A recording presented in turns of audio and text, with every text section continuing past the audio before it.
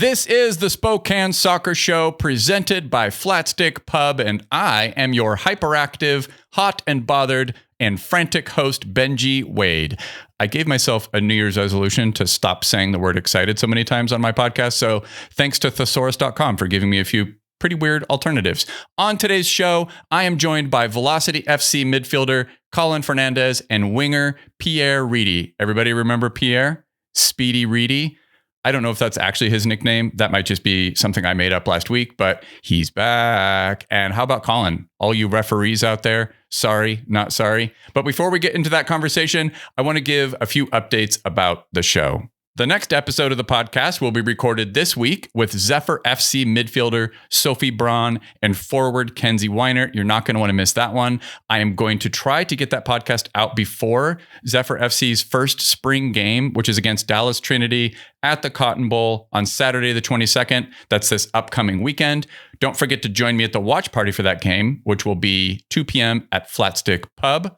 Speaking of Flatstick, I also want to take a moment to welcome back my sponsors for 2025. And you know what? They're all back. Flatstick Pub, Spokane City Credit Union, Feast World Kitchen, Wildland Co-op, and Fellow Co-working. Thank you so much to my sponsors. Cannot do this podcast the way that I want to do it without their support. Much more to come and many more updates about what my sponsors will be serving up to the Spokane community in 2025. So stay tuned on that. By the way, 2025 has some heavy lifting to do because last year was unforgettable when it comes to soccer. But we're all going to be back at one stadium soon enough to create more memories. So I can't wait to see you all. It's almost here. I have to share, though, I'm going to miss the Zephyr FC home opener against Carolina Ascent. So I'm going to be in Montana supporting my daughters who have gymnastics and dance competition. So shout out my kids. But I will be back for the March 16th game for Velocity FC, where they will take on One Knox to begin their 2025 season in USL's League One. All right, one more small but kind of important update. If you haven't already, I would absolutely love your support in the Best of Inlander voting, along with all my sponsors, of course. Go to bestof.inlander.com. Only a few days left. I think the voting ends on the 19th. I would so appreciate your support in the Best Local Podcast category. Even if you hate the podcast, you know what? Your vote counts the same. If you tune into this podcast to just say soccer sucks, this guy Benji's super annoying, I still want your vote. If that wouldn't be too much trouble. If you're one of those haters right now, just go ahead and go to bestof.inlander.com and vote for the podcast in the Best Local Podcast category, along, again, with all of my fine sponsors. Okay, I'm done. Let's get to my very fun conversation with Collin Fernandez and Pierre Reedy. Welcome to the Spokane Soccer Show. So glad to have you guys here. Are you ready, Pierre? Let's do it. Thank you for having us. Happy birthday to you. Happy birthday to you. Drink the coffee. Happy birthday, dear Collin Fernandez.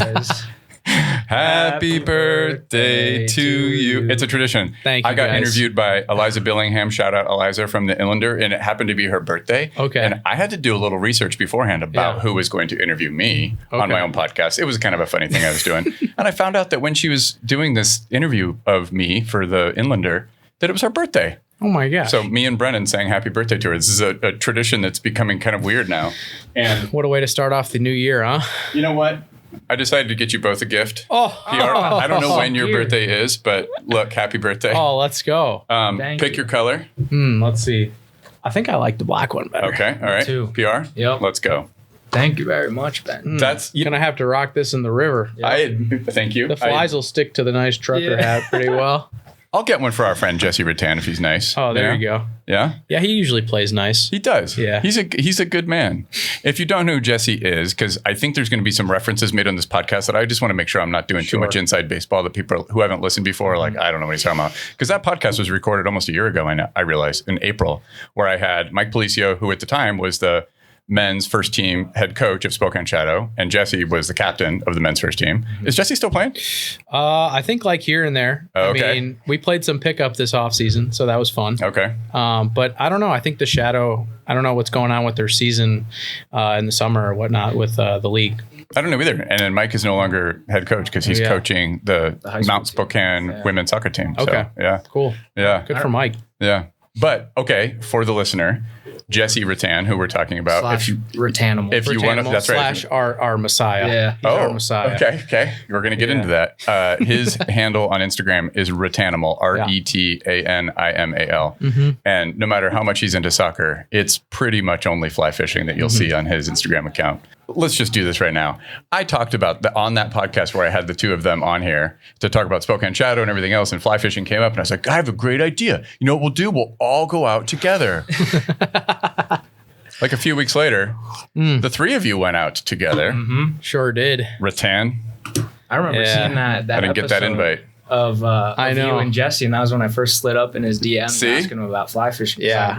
I had no idea who Jesse was. I was like, when we first went out to the river, when he took us out that day, I was like, Pierre, do we know anything about this guy? And we're like, no, Yeah, we don't end up in a ditch We somewhere. don't know anything. We're gonna bring him a jersey here, and we're gonna hopefully go catch some fish, because Pierre and I had a nice long month and a half drought of not catching anything. Oh, you guys had already gone out by yourselves. Oh Okay. yeah, but we were I knew that. we were fishing like Googans. Okay. We were using a bait caster and a spinning reel, and gear rods. the gear So it rods. wasn't even and fly fishing. Wasn't even fly fishing. So was fly fishing a new thing for you guys? Yeah. Oh, Both this of is us. awesome. Yeah. I did not know this. The first time I ever cast a fly rod was on the raft With Jess. Rattan. Yeah. We got to see the pinnacle of what fly fishing could be. Yep. And Sure did. And then there was no going back from there. We were toast. Yeah. Anyway, it never happened, but we need to do a special edition of the Spokane Soccer Show where we go out and do some fly fishing. Yeah. It's got to happen this year if we bring Jesse out too, we might not catch any fish. because he'll catch them all. He might catch Yeah, them he's all. gonna Is he a monster? Is he actually a Ratanimal? Oh, of course. He is. Well, He's just built a little different. He is. Mike know? and I gave him a hard time. It's becoming a stupid joke that he catches the same fish every time. Yeah. Did you two become friends when you joined Velocity? I assume you did. Yeah. I mean, it was just like Pierre was talking about fishing in Okay. like the locker room, and I'm pretty like adventurous and like open, and I was like, well, I guess I'll just like go get some stuff to start fishing because that sounds fun. So I went to the Bass Pro Shop and like geared up with some stuff, and we just like kind of went on like we just started going on these like little adventures to lakes and like water around, and like we never knew because the river wasn't open at the time. And with bait and spinners and stuff like that, right? Yeah, we were Okay. using like spinners, treble hooks, everything. So you got into fishing as Yeah. a result of Yeah, Pierre was like I'm like, does anybody fish on the team? And I was like, no, but like I'd love to try because like that fly fishing stuff looks real hard, man. it's an art and a science both. Yeah, but then like it turned into we would just go on these adventures, and my wife wasn't too happy about me being gone for like 6 hours at a time. Yeah, you're like, in addition to a busy schedule as a professional soccer player, you're like, you know what I'm going to do? I'm going to take up fishing. Yeah, It's like right. maybe the only second to golf in terms of terrible ideas. That's also our probably second favorite Yeah. sport. I've seen lots and of we you- golf. Yeah, and we golf together too. Oh my goodness! Surprised you're still married. I know. No, she's a saint. It's one thing too to like say you're gonna get into it and like get the stuff, but like Yeah. give him credit. Like he went out, got all the stuff, and he was Yeah. out there like the next week, and then just kind of bonded over the struggle of becoming proficient fly fisherman. because, Yeah. I mean, we spent a couple months. We didn't catch anything. And Oh, it was bad. Did you, Pierre, when you came here, did you have experiences growing up as a kid that went fishing? Were you an angler? No, I wasn't really, but my brother was big into like the fishing scene, so I'd sometimes go out with him. But So it was just as a result of living in Spokane. Yeah, that but you was were like- into it in Charleston. You got like when you were in Okay. Charleston. yeah, I'd say in Charleston was probably the first year where I really got into it because a couple of the guys there. But that's were bass into it. fishing, assuming, presumably. No, we go out to the beach and do like some surf fishing for like redfish, and What do you say? Surf fishing? Yeah. it's beach fishing pretty much. It's Okay. pretty boring. You just stick your rod in the sand and wait for the rod tip to Okay. Yeah. start bending. So you're It's not fishing. like- You're fishing the surf of the water. Yeah. I'm picturing dudes literally surfing. Oh, that'd be pretty hard. That'd be difficult. Oh my gosh. it's hard enough. You know what's kind of funny? This is going to sound really weird, but I think I live in Spokane right now because of fly fishing. I'm going to tell you why. It's weird. Let's hear it. Jesse's going to love this story. I don't think I really even brought this up when the topic of fly fishing came up, but once upon a time when I was a teenager, a movie came out, A River Runs Through It. Of course. I literally was like, I had been fly fishing plenty as a teenager in Alaska, a place where you could do every variety of fishing. And I grew up in the interior where it's a lot of grayling and trout and dolly varden and fish like that, right? Sure. So it's perfect for fly fishing. And that movie came out and it was just like, it cemented in the minds of plenty of young people, especially young dudes that were like teenagers, early 20s, whatever. Like, yeah, Brad Pitt Everybody in that wanted movie. to be Brad Pitt. Of course. Everybody wanted to be Brad Pitt. I started taking my coffee black. I started smoking filterless Pall Mall cigarettes. I was like, and speaking of Cabela's and Bass Pro Shop or whatever, I ordered a really nice fly rod out of a Fenwick, out of a Cabela's magazine. I was like ready to go. There you go. And then what happened, the result of the popularity of that movie, it was produced and shot, a lot of it, in the Southwest Montana. And a friend of mine decided to go to Montana State University for film school that I knew from high school. And I was like, great idea. That sounds cool. And they had this exchange program that Alaskans qualified for. So that's the long story short is I ended up in Montana going to film school there because of that movie. Wow. Definitely. And then met my wife there, and she's from this area. So I would not be in Spokane probably if it wasn't for that movie. For A River Runs Through It. Yeah. You ever That's fished fair. the Blackfoot River? Yeah, the then? Blackfoot. That's the famous river in the. If my good friend Pete movie. McDougall was listening to this, speaking of Sims, fishing gear and all that, Yeah. he had a guide business. He's actually from the East Coast, but when he went to film school with me, he started a guide business and constantly invited me out. Yeah. I still haven't been fishing probably period since I was in my 20s and have not been fly fishing since I was a teenager. What are you doing with all your time? It's not great. I don't feel good about it. Hey, you know what? We're going to throw Jesse under the bus. It's his fault. It's not my fault for not following up. It's Jesse's for not inviting me. He knew. He's like, I'm going to get those pro soccer players out there. Yeah. All right, gentlemen, let's talk about soccer. I'm going to paint a picture for you. November 9th, 2024. Okay. Okay. Yep. USL League One playoff semifinal. Breese Stevens Field in Madison, Wisconsin. 5,000 total idiots, 4,000 of whom I think are behind the goal making what they think are flamingo noises, but I did some Googling and listened to a couple YouTube clips about what a flamingo sounds like. It doesn't sound like that. What's it sound like then? It's like a honking sound. It's like a Yeah. honk, honk, honk. And they were going whoop, whoop. I don't know what whooping sound they were making that they thought was supposed to be a flamingo, but what was going through your mind? Those were some of the most, I've watched a lot of soccer in my life. Those were some of the most cold-blooded penalties I've seen. And both teams, like you needed two things to happen. Brooks had to make one stop, and we had to make every one of ours. And every one of our pens was just cold-blooded. Mm-hmm. So I want to ask you in that moment. No, honestly, I wasn't we were in the huddle, and Lee actually let us pick who wanted to go and in what order.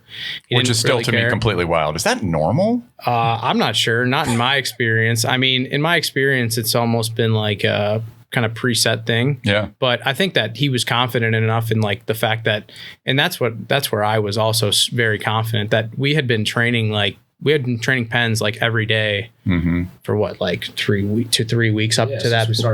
Since we started playoffs. And I wanted to be the last one anyway, because I was okay, I could either win it or there's no pressure on me, honestly. That's what I was thinking in the moment. But I was also I'm prepared in this moment because of what we've been doing in training. And that's all I kept telling myself. I wasn't thinking about I wasn't even thinking about oh, if I miss or if this happens. The only thing I was thinking about was I know where I'm going to go, and I'm going to watch the goalkeeper, and I'm going to do that. And I know that's what's going to happen. Did you read the keeper when you were taking your pen?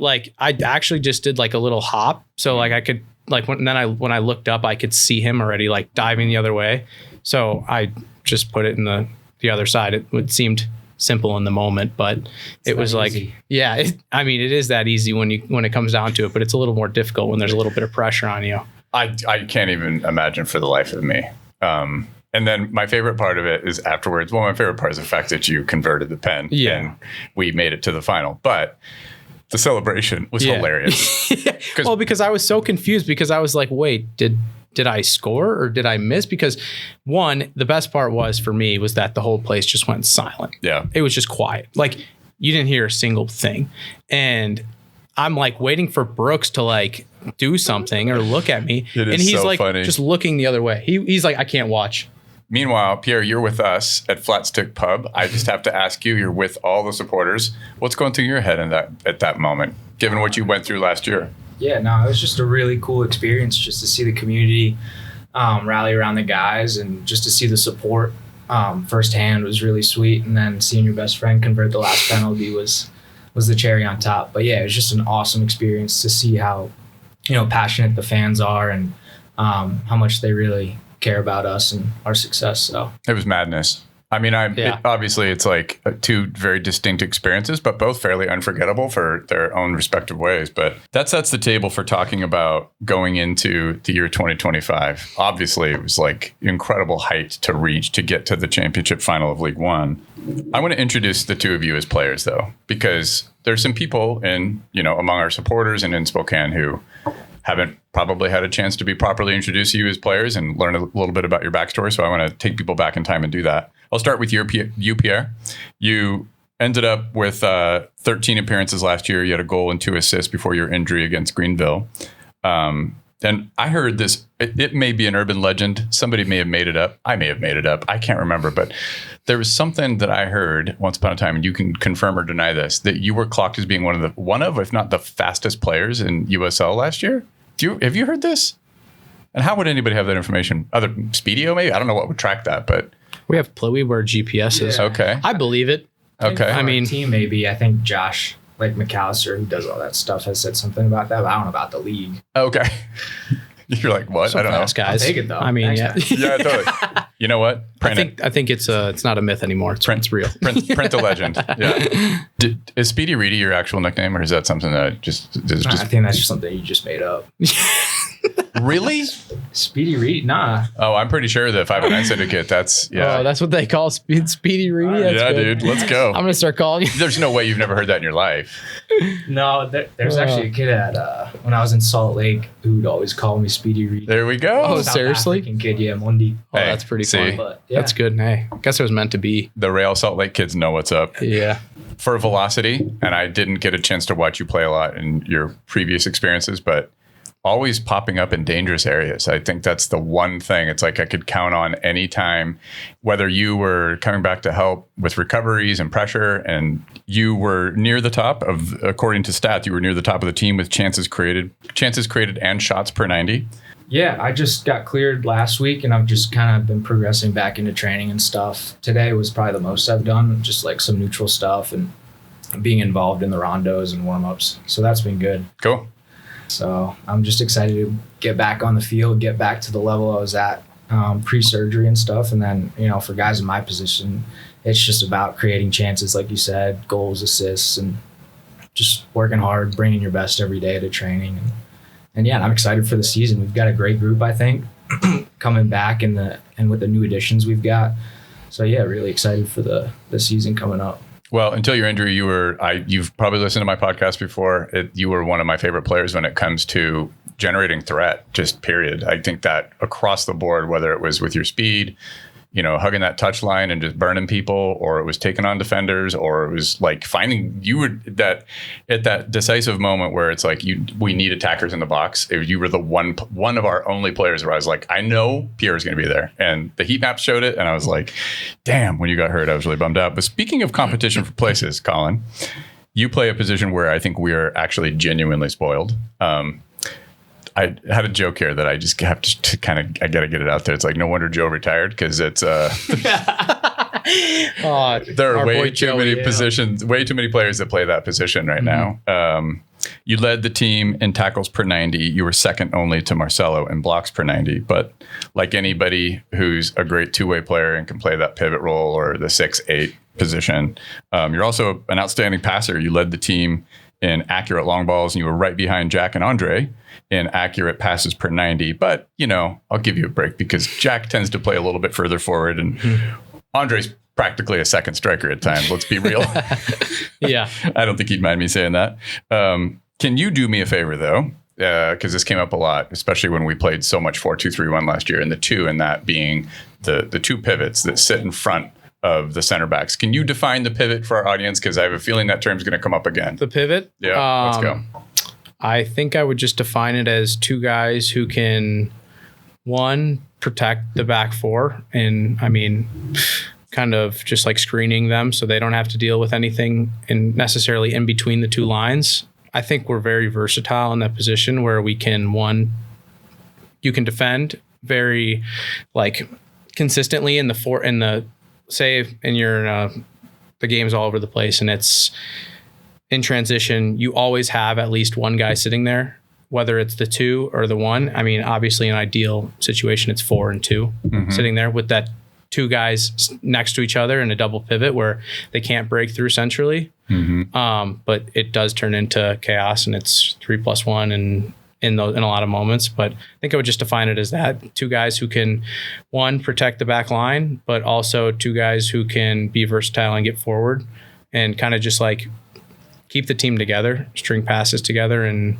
we are the core of the team. Yeah, it's kind of the heartbeat. Yeah. Is that a position you've played pretty much throughout your career? Yeah.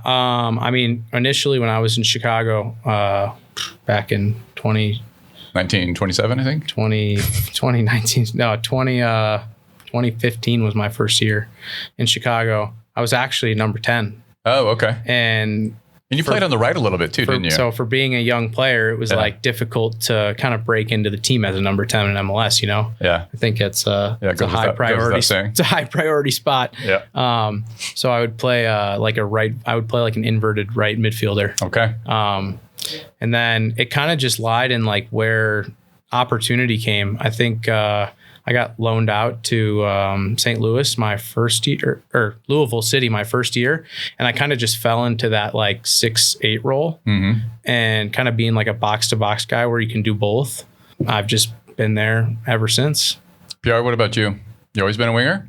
Yeah, I played a little outside back when I was in Salt Lake City. Okay. Kind of like Collin was saying, college kid coming out of college into like an MLS organization. Yeah. They kind of just stick you wherever. Yeah. And you just gotta deal with it and try to break through. Do your best. Yeah. They made you into a wing back. Did they let you get forward when you were doing that, or did they tell you to stay back? No, up and down. Cool. Nice. A lot of running.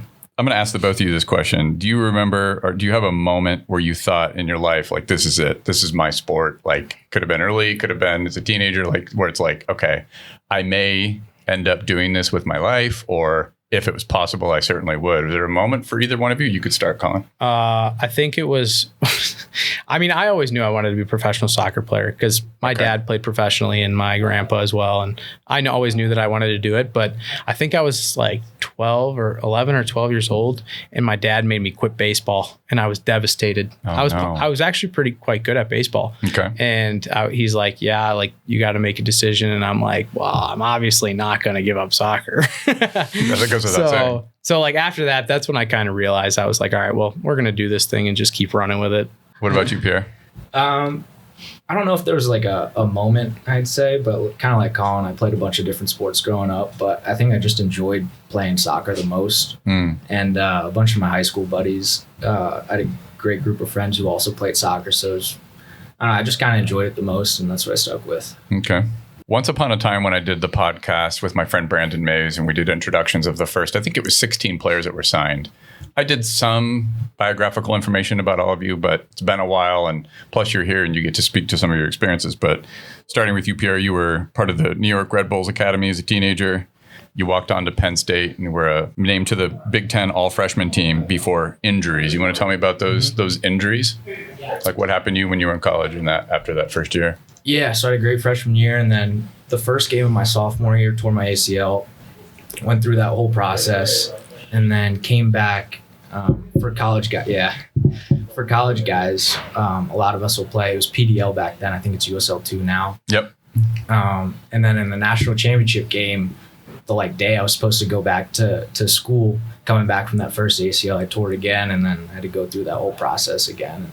Yeah. Was it the same one? Same one. Yep. Did you not know that? No, I didn't know it was the same one. I knew that he did it, but I didn't know it was the same one. I didn't know it was the same one until I think might have been talking to your dad. Your dad came up, shout out the Reedy family, came up to me at one of the games, and we were talking about that experience. And then, interestingly enough, and I mentioned this to you recently, I sent you a DM about this, but the player who I named for first ever Spokane Soccer Show Player of the Year, Chelsea Lee, who just graduated from Gonzaga and was named WCC Midfielder of the Year, she tore her same ACL, right ACL twice. And as a result of it, she became like a very dominant left-footed player, even though she is, congenitally a right-footed person, right-handed person. Mm-hmm. You're lefty, period, though, right? No, righty, actually. Kind of the same thing? Same deal. Yeah, I had time to develop my left foot. Okay. But yeah. And do you prefer your left foot at this point in your career? No, I just still say my right's a little better. Okay. Yeah. Still good for standing. Yeah. Pretty much. It must be close because your one goal against Central Fuego, which was beautifully taken, what a with your left foot. Yeah, I remember that. Yeah, hit the right post Cup. and snuck in. Yeah, yeah. No, I love hearing stories like that. It's crazy about Chelsea. And yeah, for me, I always think like it's not about what happens to you in life. It's kind of how you react to it. And you can feel sorry for yourself or ask why me or whatever, or you can, I don't know, just grind and focus on what you can do to be better and. Yeah, just work hard to getting back. And you came back and kicked a lot of ass in college too. This is Tony Robbins. This is the moment. We're all gonna cry. Yeah. All right, Collin. Let's talk about you. Your story could not be more different. You started playing for Chicago Fire's Youth Academy when you were 13. Signed to a homegrown contract at age, what were you, 16? Were you even 17 yet? I was 17, but the contract just barely. It didn't start until your 18th birthday, right? Well, technically just a bit before January. It was January. Okay. You made a few appearances for Chicago Fire, and then how much? Well, this is like one of those how much time do we have moments? Yeah. Yeah. Because you're a bit of a legend, Collin. You have played for 8 clubs. And made 206 appearances and logged 13,000 minutes as of today, your 28th birthday. Yes. You've had loan spells to. Wait, this is when you were on Chicago Fire's team. Yes. You were loaned out to Louisville City, St. Louis FC, Tulsa FC, who were at the time called the Tulsa Roughnecks. Oh, what a team! Yeah. Phoenix Rising, back to St. Louis FC, Tacoma Defiance. Austin Bold, rest in peace, Austin Bold. Yeah, seriously. Sporting Kansas City 2, and then back to FC Tulsa again. So talk to me about your career so far when it comes to all the markets you've lived in and played professional soccer, because there's a lot. Man, it's flown by, let me tell you. Does it really feel like that to you? It does. Yeah? I mean, the fact that I think this is it's my 11th season now, my 11th year. Seems like pretty wild to think about. As a guy who just turned 28. Yeah. I sometimes I think I told you this last season. I was like, I had to go back and look at your Wikipedia page again to remember like how old you were. It's like, Collin's like 30, 31, right? Yeah. No, he's 27. I'm like, Jesus. Yeah. No, it's flown by. Honestly, the main thing I think about is like just being around the guys, being in the locker room. That's been my favorite part. Obviously, I've been on 2 teams that have made it to the championship and it fell short twice. Oh, who's the other team? Phoenix Rising. Oh, right. 2018, we lost in the final to Louisville. Yeah, and there's a player on that team who just got signed to Texoma, right?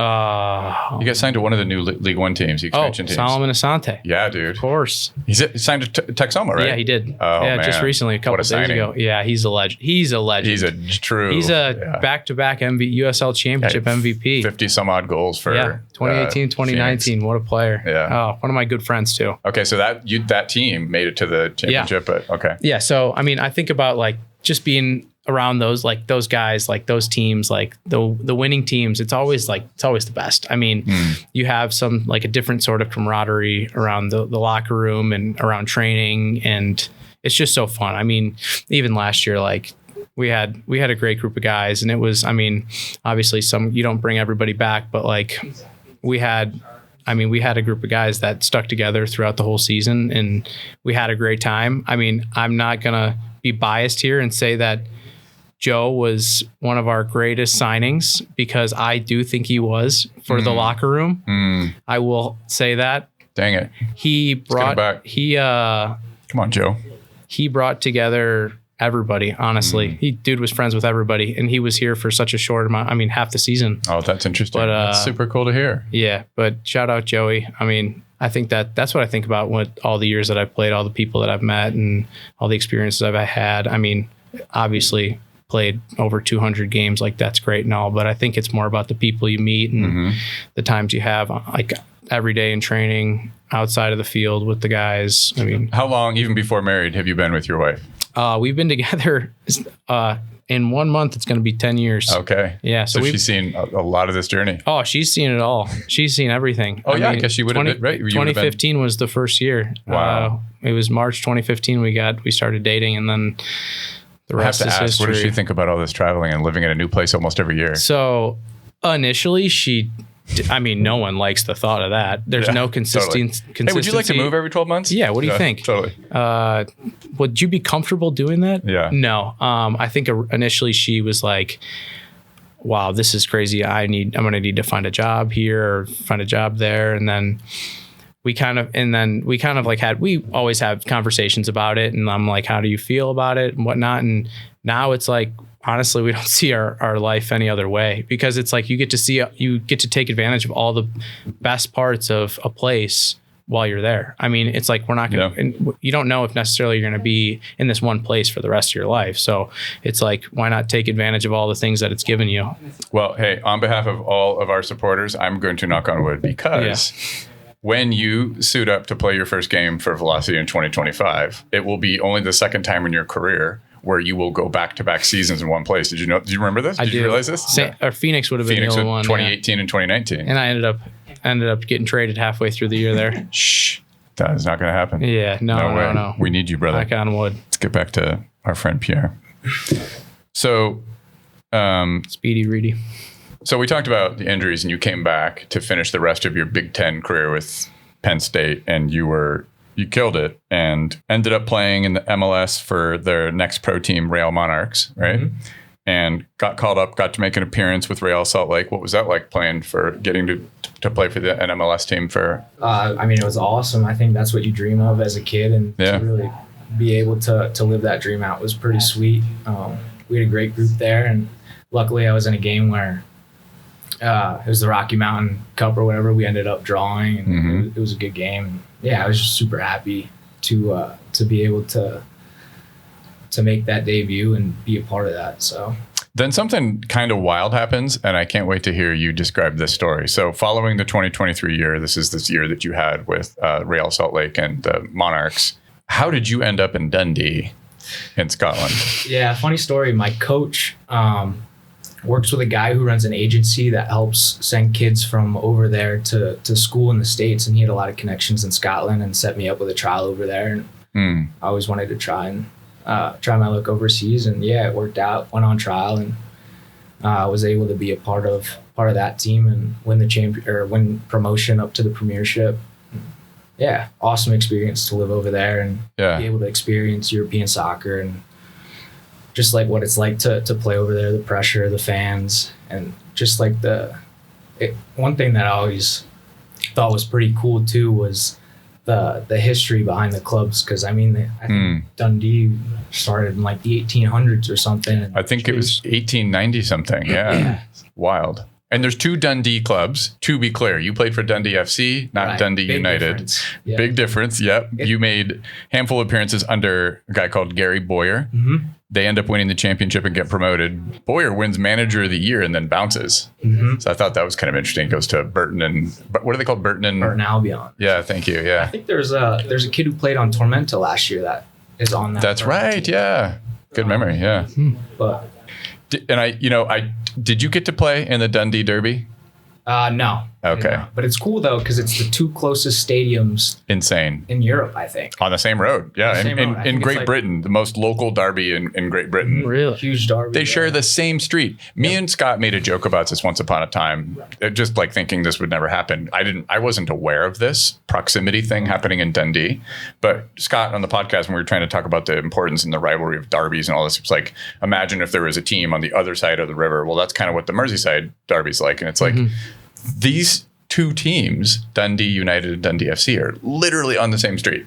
It'd be like if you just went, all right, right next to one stadium, we're going to put another stadium, and we're going to put the rival team, and they totally hate each other. It's crazy. It's like 200 feet, I think.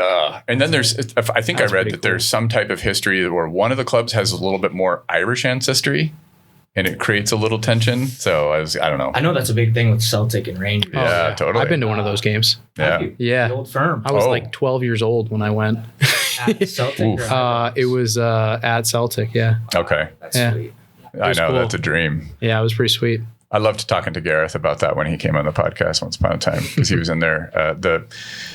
I think he was in Celtic's youth academy as well as Motherwell, I believe. Okay. Yeah. That makes Anyway. sense. Yeah. He supports Celtic then. Yeah. Oh, yeah. Yeah. That goes like to religion. That's like beyond family roots. sport. It gets a little nasty. Yeah. Too much so. Oh, for sure. There's moments where sometimes the levity of soccer in the United States appeals to me. Yeah. The kind of, it's whimsical sometimes. It's like we don't take it quite that seriously. Yeah. And I personally think that's a good thing. Yeah. Yeah. It's just a game, you know? I think last season Celtic didn't, or like when they would play each other, Celtic and Rangers, they didn't even let opposing fans into whoever's home team was. That makes sense. Was playing. Yeah. It's her story to tell, but Jamie from the 509 Syndicate has a great story to tell about going to Lazio and Roma. And I'll let her tell that story because it's wild. As just a neutral spectator, for sure. And she was just kind of like, "Where am I? Yeah. What have I done?" Well, they have I don't think this is a great idea. They have like as a tourist. They have like certain tunnels like that the train like only will like let the visiting supporters go through, and then it takes you to like it's basically segregated section that's like blocked off, and you get to watch the game there. Meanwhile, we're like Sounders and Timbers, and you know, it's a rivalry, but it's just that it's a rivalry. It's not life or death. Did you like Scotland? Your time over there, was it cool? Mm-hmm. The soccer aspect was awesome. We were also like a mile down the road from St. Andrews and Carnoustie, which that's cool. So like on my off day, I'd go over and just walk the courses. The food and weather. Did you get to shoot around over there? You heard it here. Food and weather in Scotland. Yeah, avoid. not the best, but the soccer stuff was awesome. What's like a signature dish in Scotland? Haggis. Yeah, haggis. Isn't that it? Haggis. Which is intestines. Yeah. Oh my goodness. Beans on toast. No thanks. Not for me. No, I have to agree. The whole full English breakfast thing, if Lee hears this, he's probably going to want to kill me, but I can't do it. Oh, no. Every time I'm over there, I'm like, nope. Yeah. Skip all that food. I do like the European breakfast with like the meats and the cheeses and the bread and that. But yeah, beans on toast. I don't know about that one. It's where I draw the line.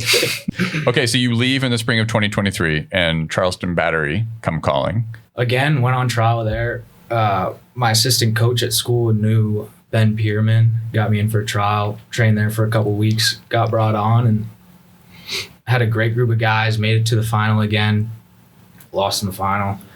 What an awesome spot to live, though.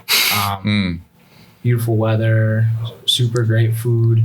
Everything's so modern and awesome. But yeah, it was another great experience, and I love those guys and still talk to a lot of them. But yeah, real fun time in Charleston. When that season ended and Coach Wiedemann was announced as Spokane Velocity's first ever coach, was that one of those moments where did you already have a kind of a moment, or what happened there? Did they reach out to you? It was like after the season, and we were all back at the facility and having like an end of the year kind of recap kind of thing. And then at the end, Lee kind of brought up that he was leaving and taking the job in Spokane. And then I think that night he like called me and was like, "Hey, if you have any," this was like before we even had exit meetings. So I heard that. I was like, "Oh, well, I'm not coming back to Charleston." So I was like, "Yeah, think about it, see what my options are." But I mean, Lee's a great coach, and being able to build that relationship with him in Charleston and then being able to come here with him was pretty special, and I'm glad I did it looking back on it. Yeah, you were kind of I would describe it as a super sub when you were playing for Charleston. Is that how you would describe it? Yeah, for sure. Come on and attack those defenses that are getting a little bit ragged in the 60th, 70th minute. Yep. I don't know, like that's like one of those questions I have to ask, like your thoughts about Spokane, and do you want to stay here for a while? Come on. Seems like you're really into the fly fishing, both of you. I'm not going to lie to you, Benji. I love it here. Okay. My wife and I both love it here. We're actually renting a house now, so we're here for for the future. I mean, yeah, I would love to stay and make it a nice career here in Spokane, to be honest. And stop moving around so much. That would be nice. Okay. But I know the realistic, the reality of this business and how it is, but Yeah. I need to perform first, and that's most important. But no, I love Spokane. I think it's a great place. We've built a community here. Obviously the fly fishing culture and just the soccer aspect and being around the fans and in the community has been great. And I've loved it so far. What have you thought about Spokane so far, Pierre? I mean, I love it too. I Yeah. love the outdoorsy aspects of Yeah. it. The hiking, the fishing, the golf. It's all awesome here. And yeah, we have a great group of guys here that I really enjoy, and a great coach and great players. And yeah, it's been a great time so far. And like Collin said, I hope I can perform and stay here for a while as well. Because I mean, like him, I've been all over the place too. Yeah. Other than fly fishing, which we've obviously talked about probably too much, tell me some other things about Spokane that you guys have enjoyed so far. Start with you, Pierre. Go on. I mean, I like the golf scene. Oh, right. There's so many freaking courses here. Yeah. It's beautiful. The tall trees and not great for off the tee, but no, it's beautiful. The scenery out here is Not great if you're bad at amazing. golf like I am. Yeah, the winter months can be a bit depressing. But, Yeah. Yeah. The summers, the spring, the falls, it's awesome. So We're sitting here on February 13th, Yeah. and it has been, I'm from Alaska, and I reserve the right to tell you, this is way too fucking cold. it's been, Oh my God. It's like Chicago, and we've been training. That's true. Good point. We've been training in the mornings too, and there's Yeah. still frost on the 10 turf. degrees. Yeah, I was just going to ask, what are you, really? Yeah. Are you guys out there in one, like running around? It's a In the snow? It's a mentality sessions too. gotta want it. Yeah, I gotta want it. Who wants it the most? Ugh. No swimming, no other stuff? Like what? Come on. Nah. They haven't taken you guys indoors anywhere? Well, we did when it Okay. snowed the other day. Like Okay. I think it was last week. We had a nice gym session. Because I've wondered about it. Like, I hope this doesn't impact our training. Yeah. Jeez. No, it only did that one day, but I Okay. think we're supposed to get some snow here the next few days, which is It's gonna go back up to normal winter weather though. Yeah. Like 30 degrees or whatever. yeah, that's not too bad. No. You can get in the river in that weather. That's one thing I've never ever touched and don't really, to be honest, have interest in is ice fishing. I just don't think. Pierre did it. Did you? Yeah, it's I've never done it. Here? no back Okay. home. But, Okay. it's not the most fun. You're just Yeah. staring at that little hole jigging your rod up and down, hoping something eats it. But yeah, I prefer the fly fishing. Oh, Drinking yeah. coffee or whiskey or whatever. Yeah, I think, Pretty much I why think you it's do all it. the above. Yeah, totally. It's just an excuse to get out there and drink with your buddies. Yeah, exactly. What is the fishing scene like in Kutztown, Pennsylvania? Kutztown. Kutztown? Kutztown, PA. Thank you. Yeah, it's good. I mean, it's not like it is out here, but there's still some good access to water you can fish and stuff. I did it once while I was home, but it's nothing like it is out here. Yeah. You two obviously have very different games as players. Tell me something about one another that you admire as soccer players. Oh, I love Pierre. I love playing with Pierre because he's the one of the wingers who defends. Okay. Shots fired. No, like not in our team specifically. kidding. I'm talking Yeah, about like in general. In general, because like sometimes you get wingers who like they just like to sit at halfway and just go forward. But no, Pierre Hug that touchline and just wait. Pierre works his ass off and he does it for the team, and I got a lot of respect for that. I mean, that's for me. That's the that's the base point that you have to jump off on. Okay. How about you? Fernandez, man, he's just a blue collar player, man. He'll get stuck in, and he's super vocal and holds guys accountable. And I think he's a big reason why our standards at training are really high. He keeps that standard high and makes sure everyone else is giving 100% too. I kind of feel like Wiedemann won't let wingers get away with not defending. Oh, 100%. I've seen him. Yeah. He will put a foot in an ass. I've seen it happen on the touchline. In fact, I don't know if you guys remember this. Did you ever watch the NoCo game back on the stream? Which one? We played him like 5 Sorry. times. Yep. That's a very good point. The one that counted, the 3-0 beat down. Okay. Yeah. There was a mic issue. Did you know about this? No. Oh, you guys never hear about this? No. I mean, I was on the side. Yeah. Wiedemann had a hot mic. Yeah, dude. Oh. During the game? Yeah. Who was he chewing out? Oh. I'm all right. Msongo's name was said a few times. Which, by the way, Masango had a great game. Yeah. He paired up with Derek really well. Yeah. Lots of under and overlaps, but you just know in general, and I've seen it in other games. It just happened to have a hot mic that day, so we could hear exactly what he was saying to Masango. But he was getting on Masango. And I think wingers have to defend on this team. I think to that point, I think everybody there's an accountability aspect, and I think that's one of the big things about bringing so many returning players is that we have the standard now, and we all know what it is. So I think that's only going to help us, and Lee knows that, and now Lee knows that we can hold each other accountable to that aspect and push each other more. And he doesn't necessarily have to be the one to do it all the time. I had a moment where I was talking about kind of winger philosophy, for lack of a better description, back in the day, where it's when you're on that touchline, you're going to receive the ball. The team's in possession and they're in attacking phase or whatever. Do you kind of have a rule of thumb about how many defenders you'll take on before you'll look for that pass or you'll cut in or whatever? Or are you just kind of one and then I'm going to look for the pass or look for it to involve my teammates? Do you have a philosophy on this? Nah, I kind of just go off the feel. Okay. You'll take on that second guy? Maybe. Gotta make sure I keep the ball though, or else I'll hear it from this guy over here. Totally. That's for sure. Yeah. Well, this guy's so fast that it's by the time we get up the field, we're only we're at midfield. He's shooting on goal. He's so quick. So. That's right. I heard a rumor that he's the fastest player in the USL. I believe it based on the fact of having to get up and catch up to him. I do too. I love the art that they clipped out for the post about the upcoming Open Cup game with Ballard. It's PR in front of two defenders who are just nowhere near him. It's such a great photo. Whoever took that, shout out. Collin, on the other hand, I expect you to make that tough challenge. You're going to do some shit housing. You're going to get the yellow card. You're going to make that professional foul. Hey, I only had 4 yellow cards last year. Was it only 4? I think it was only 4. Oh, I think Ahmed had you beat. That's for sure. I think Lee had me beat. That's true. Lee and AM and both. Zayed had. I think I only had 3 or 4. And I think one of them, later in the year, I think one of them, they gave me Andre's yellow card. Oh, they did. Yeah. I remember that. And I was confused, and I was like, you know what, I'll take it for him. That's no hilarious. problem. 4's okay. We get fined for yellow card accumulation. Yeah. I did know, but it's not very much money. I don't know. I guess they pay it. They pay it the first fine. I think if you're a repeat offender, you got to pay it. I'm actually surprised that Lee never earned a touchline ban because Zayed did. Eamon Zayed had to serve a suspension at one point. Well, he got red carded. That was against us. That was against us. That's right. Yeah. Oh yeah, we heard what he was saying to that ref. That was bad. Were you at that game? Eamon's a naughty boy. Oh, it was I think it was in the middle of the summer. Great manager, but just absolutely. Oh, he let him have it. Yeah, that was tough. Shout out Eamon Zayed if you're out there. He's a good dude. I like him. Talk to me about what you're going to do as players coming into 2025. What are you working on? For me, I think just being a leader in the team and trying to push the guys to be better every single day.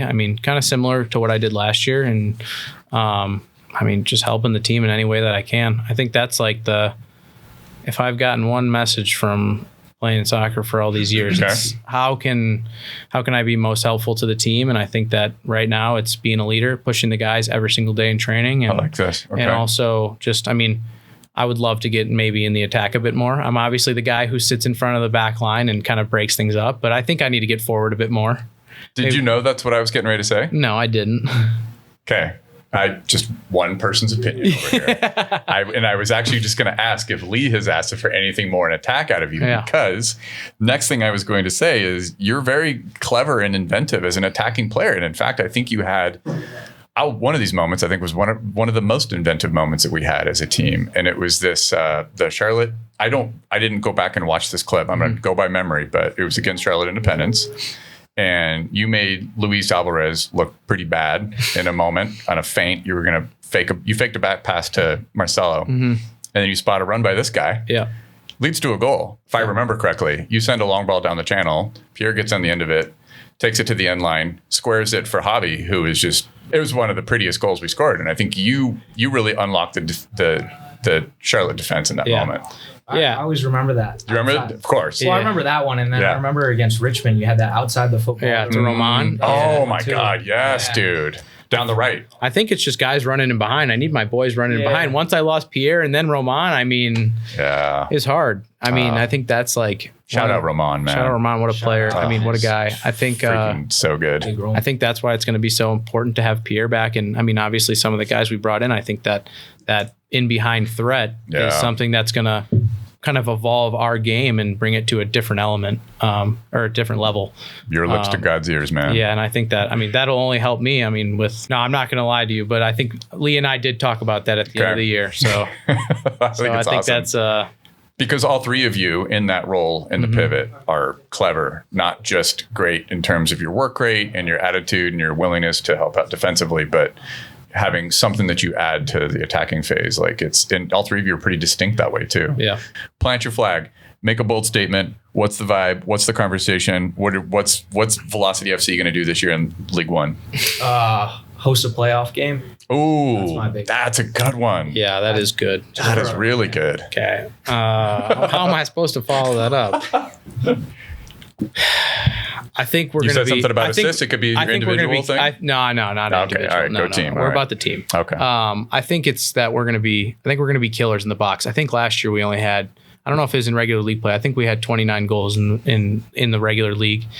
I think we knocked that number out of the park this year. It's that final 8 to 10 yards. Lee and I talked about it. Yep. Come on now. That's my take. Anwar. Just get him in the box. I saw those final 8 to 10 yards a few times in his few appearances, and it made me feel like we have a lot of promise. And I'll say it here. This will be the first time Anwar should be one of the guys to threaten for a golden boot to me. Like that dude with service is a killer, and I really think that could be in the cards. Talk to me about the 509 Syndicate and the supporters. Awesome to see them at every game. The support they come with every game, the passion, the cheer and the chants, like it's everything. That's what keeps us going on the field. And one of them, their president, Jonathan, Jamie founder, Jonathan president, wants to know who's caught more fish.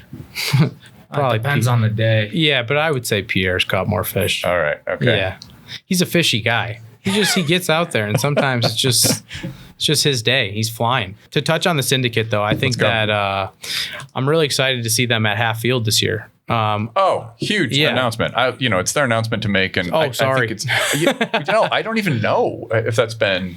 I don't know. I'll ask them if they're saving that announcement. I just talked to Jamie about it, and I went to the event at Flat Stick just to like kind of see everybody and thank them for everything that they've done for us. I mean, it's the least we can do. Mm-hmm. They were awesome last year, and I only expect them to be the same, if not better, this year. And I'm excited to see them like more kind of involved. It's kind of a tough spot to be behind the goal. I mean, it sucked.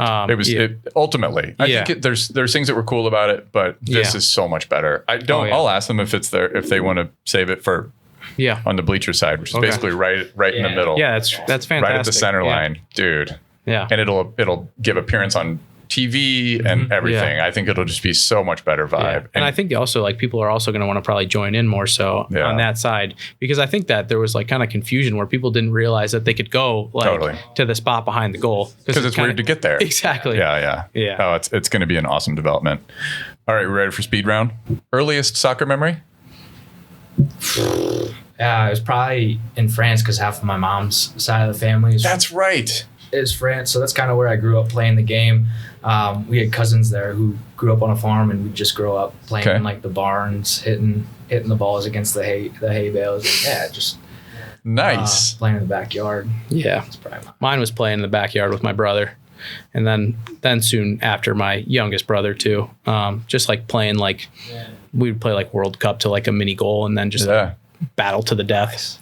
Mine is ridiculous. Mine would just be scoring a goal. I'll just never forget that feeling. It was like, oh my God. Yeah. It was crack. It was like, all right, this is my sport.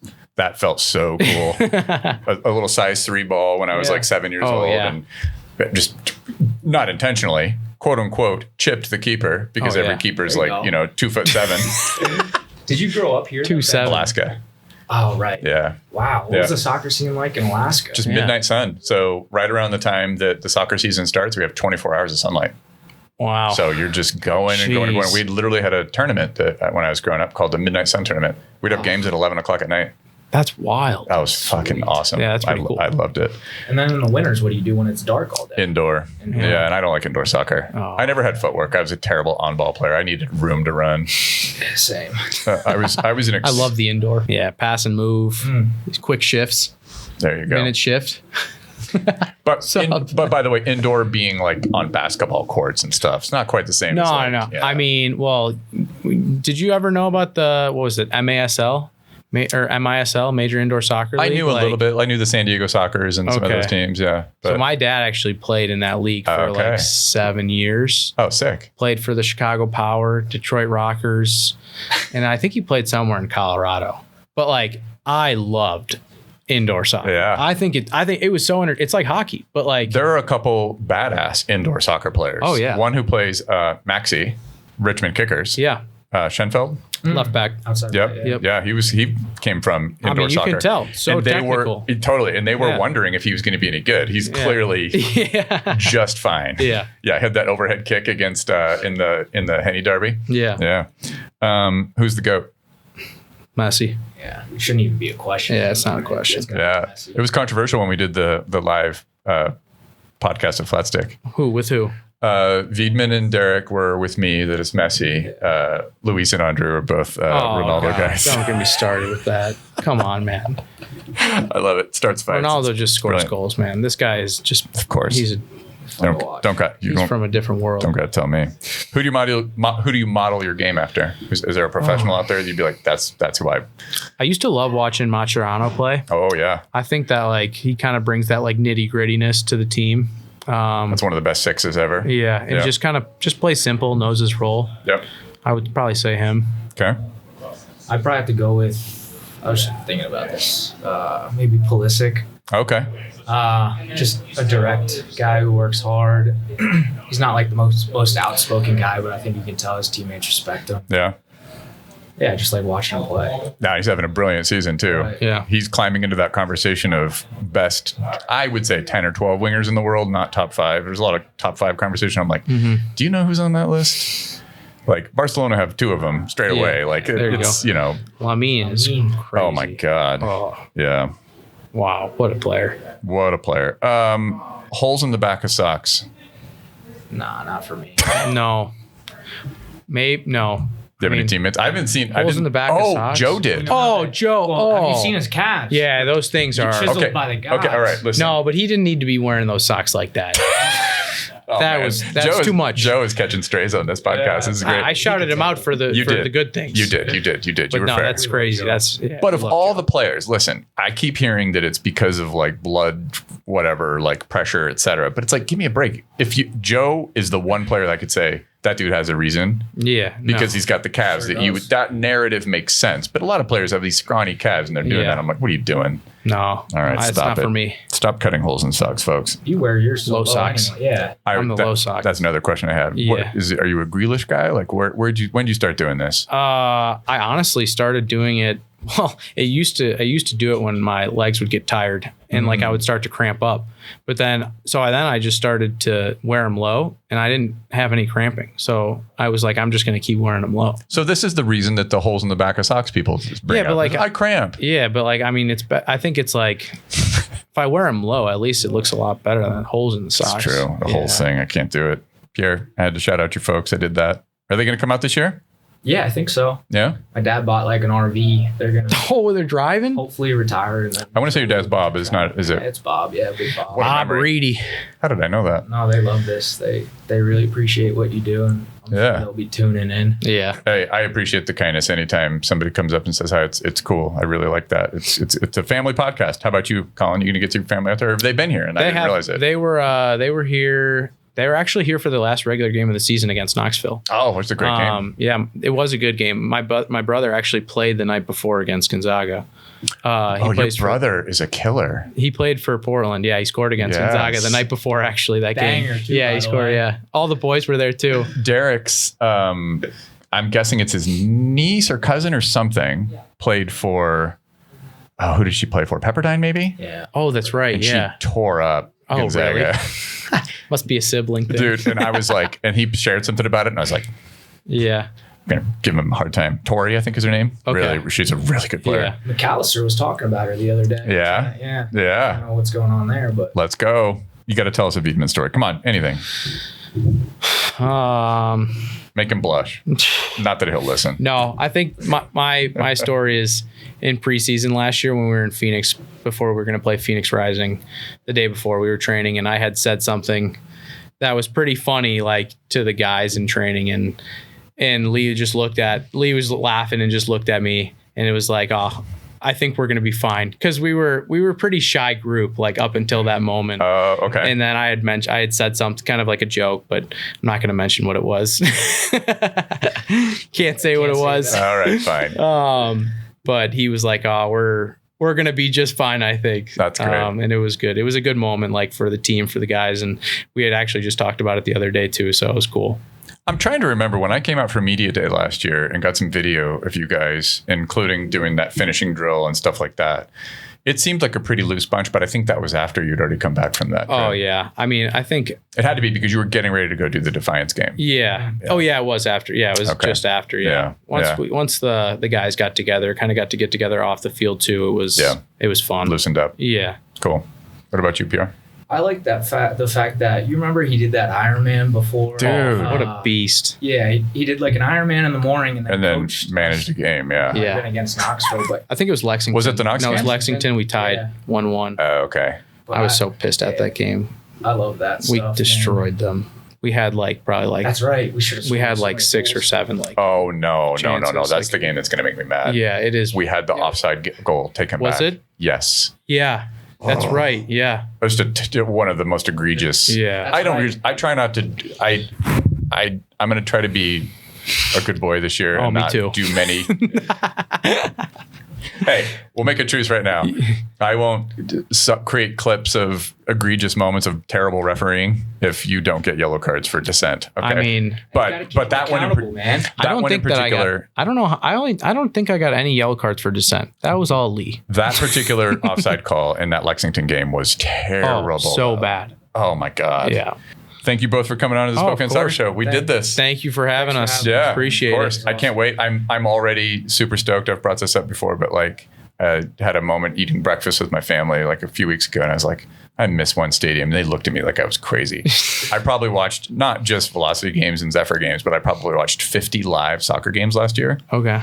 So it's going to be my second home again. I can't wait. Awesome. I cannot freaking wait. Collin Fernandez, Pierre Reedy, Spokane Velocity, you badasses. Next week, I'm going to be chatting with Zephyr midfielder Sophie Braun and forward Kenzie Weinert. Be sure to join us at Flat Stick on February 22nd, 2 p.m. for their first game of the spring schedule against Dallas Trinity in the Cotton Bowl. You guys ever played there? No, but that sounds pretty sweet. It's huge. Looking forward to that. That's it for the podcast. Thank you all for listening, and until next time. Thanks, Ben. Yeah, of course. Thank you.